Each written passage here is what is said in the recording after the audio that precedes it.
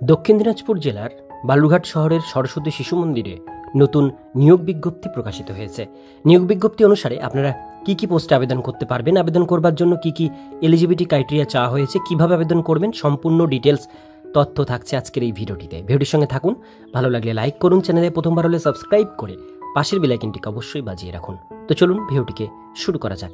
তো বন্ধুরা, অনস্ক্রিনে দেখতেই পাচ্ছেন নোটিফিকেশন পাবলিশড হয়েছে সরস্বতী শিশু মন্দির, কংগ্রেস পাড়া, বালুরঘাট, দক্ষিণ দিনাজপুর। এখানে কিন্তু ফোন নাম্বার মেনশন করা রয়েছে।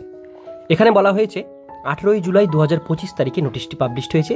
প্রথমেই বলা হয়েছে নিয়োগ বিজ্ঞপ্তি। নিয়োগ বিজ্ঞপ্তিতে কি বলা হয়েছে সে বিষয়টা আমরা এখানে দেখে নেব। এখানে বলা হয়েছে সরস্বতী শিশু মন্দির, বিদ্যা মন্দির, বাদবঙ্গী খরাইলে আদর্শ এবং মনোগ্রাহী শিক্ষাদানের জন্য সংস্কৃত ও ভূগোল বিষয়ে 2 জন সহানুভূতিশীল আচার্যা প্রয়োজন, অর্থাৎ শিক্ষক শিক্ষিকার প্রয়োজন।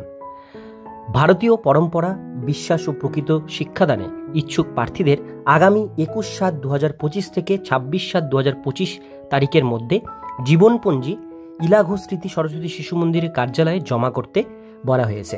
সময় দুপুর 12টা থেকে দুপুর 2টোর মধ্যে ফর্ম জমা করতে হবে। অর্থাৎ আপনারা বুঝতে পারলেন, একজন সংস্কৃত বিষয়ে শিক্ষক অথবা শিক্ষিকা নেওয়া হবে, আর ভূগোল বিষয়ে একজন শিক্ষক অথবা শিক্ষিকা নেওয়া হবে। এবং এই ফর্ম জমা দেওয়ার ডেট আজকে থেকে শুরু হচ্ছে। 21 তারিখ থেকে আপনারা ফর্মটা জমা করতে পারবেন। আজকে থেকে 26 তারিখ পর্যন্ত আপনাদের ফর্ম জমা করতে পারবেন। অর্থাৎ জীবনপঞ্জি, অর্থাৎ আপনাদের একটা সিভি বা বায়োডাটা তৈরি করতে হবে, তার সাথে সমস্ত ডকুমেন্টস জেরক্স সেট অ্যাটাচ করে সেটা আপনারা 12টা থেকে 2টোর মধ্যে জমা করবেন, এই কয়েকদিনের মধ্যে। এবার আমরা এর যোগ্যতাটা দেখে নেব, কি যোগ্যতা চাওয়া হয়েছে। এখানে যেটা বলা হয়েছে যোগ্যতা, সেটা হচ্ছে সংস্কৃত ও ভূগোল বিষয়ে স্নাতকোত্তর বিএড আবশ্যিক। অর্থাৎ আপনাদের কিন্তু সংস্কৃত অথবা ভূগোল যে কোনো একটা সাবজেক্টে যাদের গ্র্যাজুয়েশন অথবা এমএ যাদের করা আছে এবং যাদের সঙ্গে বিএড করা আছে, তারা এটা কিন্তু আবেদন করতে পারবেন।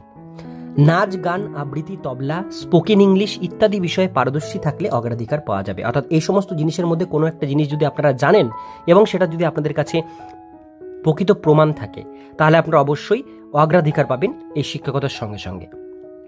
তো এই ছিল ছোট্ট একটি নোটিশ।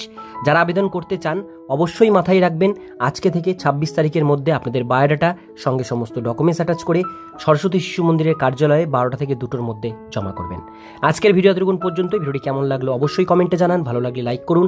আর আপনাদের জেলার এরকম নতুন নতুন চাকরির আপডেটগুলো পেতে গেলে চ্যানেলটিকে সাবস্ক্রাইব করে পাশের বেল আইকনটিকে অবশ্যই বাজিয়ে রাখুন।